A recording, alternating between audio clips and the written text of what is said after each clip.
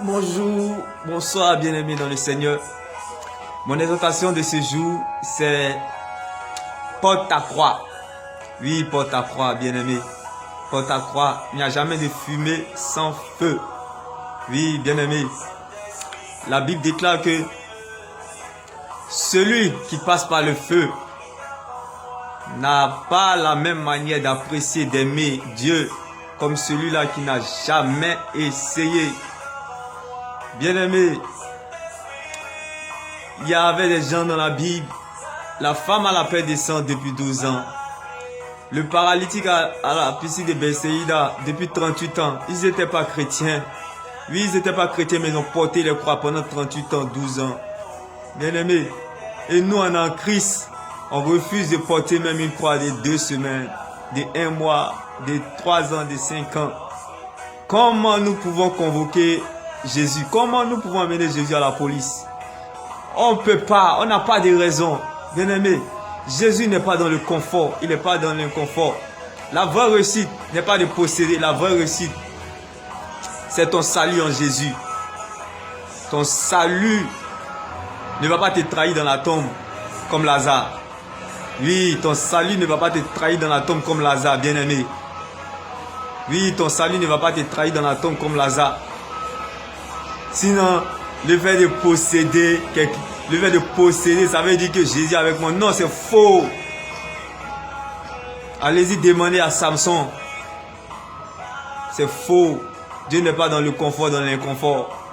Oui, Dieu est hors du commun. Oui, la vie chrétienne, ce n'est pas le fait de s'enrichir, mais c'est d'enrichir les gens de la parole de Dieu. Quand tu es chrétien, tu sais. Quand on est chrétien, on sait. Oui, Jésus dit, même dans Jean 3,16, car Dieu a tant aimé le monde qu'il a donné. Qu'est-ce que tu donnes aussi? Après avoir accepté le Christ, qu'est-ce que tu donnes? Qu'est-ce que tu donnes? Est-ce que tu donnes ta dîme ta dîme de la journée à Dieu? Est-ce que tu donnes une offrande à Dieu? Est-ce que tu peux même annoncer à quelqu'un, à ton entourage, que Jésus est vivant, Jésus est puissant, Jésus aime au fait tout le monde, Jésus aime même les pécheurs, Jésus aime même un cafard. Est-ce que tu arrives à faire cela? C'est ça la vie chrétienne. C'est ça la vie chrétienne. La vie chrétienne n'est pas le fait de s'enrichir. Oui, il y a les gens qui n'étaient pas chrétiens dans la Bible. Ils n'étaient pas chrétiens, bien aimés, ils n'étaient pas chrétiens. Mais ils ont porté les croix.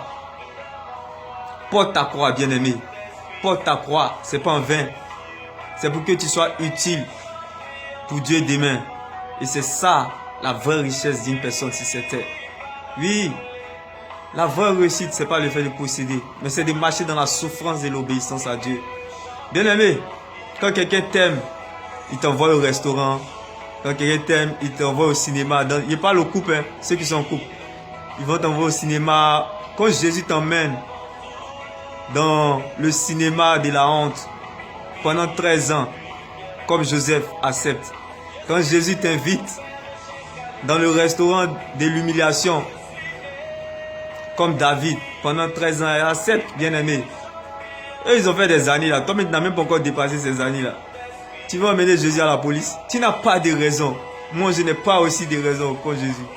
Donc, c'est comme ça. La Bible déclare que la vie chrétienne, c'est la théocratie. C'est pas la démocratie, c'est la théocratie. Dieu te dit et tu appliques. Oui, même si tu es dans la douleur, dans les pleurs, tu appliques. C'est ce qui est ça, qui est ça. Donc, j'aimerais t'encourager ce matin.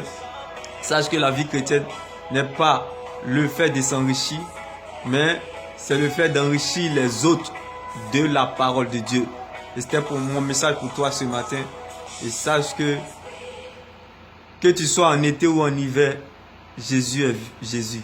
Que tu sois en chose, que ça chauffe ou ça chauffe pas, Jésus est vivant.